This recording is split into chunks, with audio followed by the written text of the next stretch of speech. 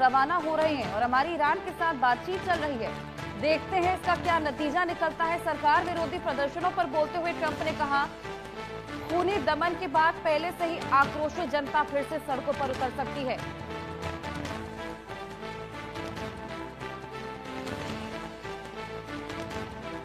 देखते हैं बातचीत का क्या नतीजा निकलता है। ट्रंप का ये बेहद बड़ा बयान, आक्रोशित जनता फिर से सड़कों पर उतर सकती है। ईरान से तनातनी के बीच ट्रंप का ये बड़ा बयान सामने आया है। जंगी हालात छिड़े हुए हैं, तनातनी के बीच ये बयान अपने आप में बेहद खास हो जाता है।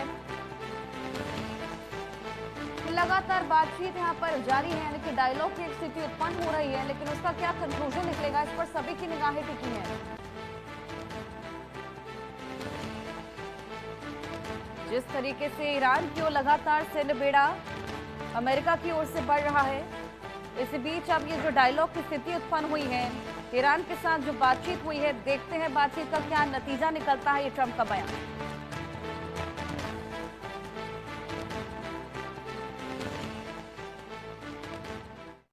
Well, we're talking about that. We have ships heading to Iran right now, big ones, biggest and the best, and we have talks going on with Iran. We'll see how it all works out. I can't tell you what I'm going to do because right now, we have a tremendous force going there, just like we did in Venezuela, even bigger, and they'll be there soon. And I'd like to see a deal negotiated. I don't know that that's going to happen, but I mean, if I knew, I wouldn't be able to. I wouldn't tell you. I'd be very foolish if I would tell you. But right now, we're talking to them. We're talking to Iran, and if we could work something out, that'd be great. And if we can't, bad things would happen. तो देखिए, Trump को आपने सुना, जिस तरीके से ये पूरी तनातनी का माहौल, इसी बीच अब बातचीत का दौर भी शुरू हो चला है। सभी पर उसकी निगाहें और जानकारी लेंगे। अजय हमारे सहयोगी जम्मू से हमारे साथ जुड़ गए हैं। अजय, देखिए, ईरान की ओर सैन्य बेड़ा बढ़ाना एक तरीके से स्ट्रैटेजिक प्रेशर ही रहा, क्योंकि अगर जंग छेड़नी होती तो अभी तक ट्रंप हमला बोल चुके होते। अब डायलॉग की स्थिति उत्पन्न हुई है, सभी पर उसकी निगाहें। क्या लगता है, क्या कुछ कंक्लूजन निकल सकता है?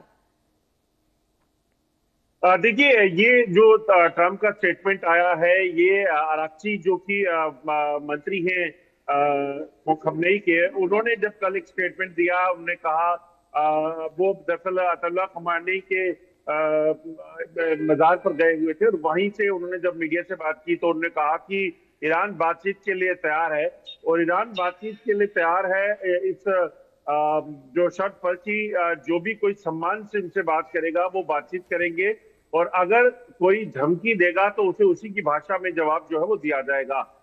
तो बातचीत के लिए आगे ये कौन पहल करेगा, कैसे होगा, ये बात देखने को मिलेगा, क्योंकि ये कहा जा सकता है कि ईरान और अमेरिका के बीच बातचीत का मतलब है कि जो युद्ध के संकेत बने हुए हैं, जो अमेरिका लगातार वहां पर अपने युद्ध के लिए तैयारी कर रहा है, लगातार अपने जंगी बेड़े उस तरफ भेज रहा है, चाहे वो जंगी जहाज हैं या फिर वॉरशिप्स को देखें तो लगातार ईरान की ओर कूच कर रहे थे। उसी बीच अब ये बातचीत की बात अगर निकलकर सामने आई है तो यकीनन जो है इसका फायदा दोनों देशों को मिल सकता है, क्योंकि यूक्रेन रशिया में क्या हुआ, इजराइल हमास में क्या हुआ, सीरिया में क्या हुआ, सब देख चुके हैं। तो ऐसे में जंग किसी भी चीज का हल नहीं हो सकता। जंग से जो हालात होंगे वो ज्यादा खतरनाक और भयंकर हो सकते हैं। तो इसी बीच अब बातचीत की बात आशंका जताई गई है और इसी को लेकर ट्रंप ने भी कहा है कि बातचीत की बात सामने आई है, तो हम देखते हैं बातचीत में क्या निकलकर सामने आता है। अब देखना ये होगा ईरान इसमें एडमेंट रहता है या नहीं।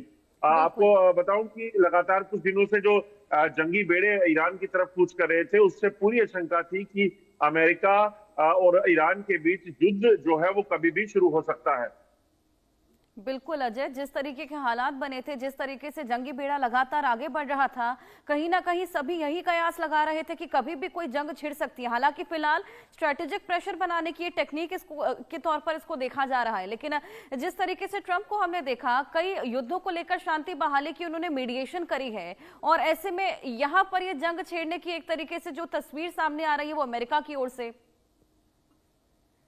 देखिए, बिल्कुल जिस तरीके से लगातार हालात बने हुए थे, ईरान में पहले लगातार प्रदर्शन होते रहे, प्रदर्शन में हजारों लोग मारे गए और ईरान जो है वो अमेरिका पर इसका ठीकरा फोड़ता रहा और कहता रहा कि अमेरिका ही इसके पीछे है, जबकि अमेरिका ये कह रहा था कि जो हालात वहां पे हैं, लोग खमेनी के खिलाफ हैं और अगर लोगों को कुछ भी किया गया तो उसमें अमेरिका हस्तक्षेप कर सकता है।